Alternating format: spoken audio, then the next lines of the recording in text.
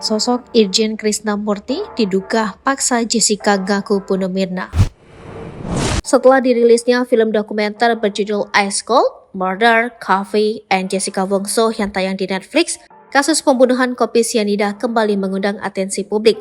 Kisah ini pun difilmkan dan kasus kembali menjadi perbincangan. Satu hal yang dibahas dalam film dokumenter tersebut adalah Jessica yang mengatakan bahwa dirinya diminta mengakui telah membunuh Mirna. Dikutip dari Tribun Jakarta dalam sidang ke-26 kasus kopi sianida, Jessica menceritakan dirinya mendekam di rumah tahanan Polda Metro Jaya dan didatangi Krisnamurti. Saat itu Krisna masih menjabat sebagai Direktur Reserse Kriminal Umum Polda Metro Jaya. Jessica pun membongkar bahwa saat itu dipaksa oleh Krisnamurti untuk mengakui bahwa dirinya adalah pembunuh Mirna.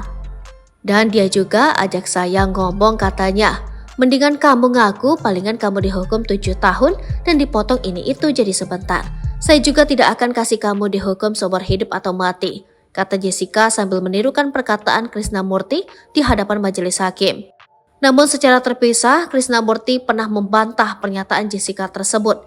Ia mengatakan hanya meminta Jessica mengatakan segala hal yang diketahui tentang kematian Mirna.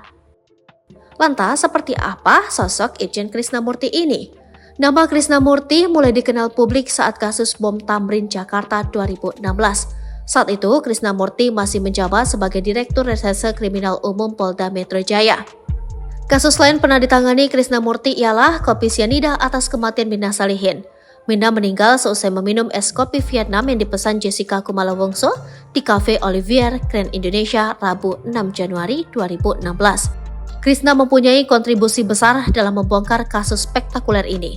Bahkan, Krisna tetap mengawal kasus ini dengan menghadiri persidangan, meski sudah diangkat sebagai Wakapolda Lampung. Nama Krisnamurti kembali diperbincangkan saat kasus Irjen Ferdy Sambo. Ferdy Sambo dikenal pernah menjadi anak buah Krisnamurti. Ferdy Sambo menjabat Wakil Direskrimum Polda Metro Jaya, sedangkan Krisnamurti menjabat Kepala Direskrimum Polda Metro Jaya. Pangkat Sambo kala itu masih Ajun Komisaris Besar Polisi yang merupakan tingkat kedua perwira menengah di Kepolisian Republik Indonesia. Diketahui Krisnamurti yang sebelumnya menjabat Karomisinter Divhub Inter Polri akan menduduki jabatan barunya sebagai Kadip Hub Inter Polri. Dia menggantikan Irjen Pol Joni Asadoma yang kini diangkat menjadi Kapolda Nusa Tenggara Timur. Mutasi Krisnamurti bersamaan pembatalan jabatan Irjen Teddy Minahasa menjabat Kapolda Jawa Timur. Download Tribun X sekarang, menghadirkan lokal menjadi Indonesia.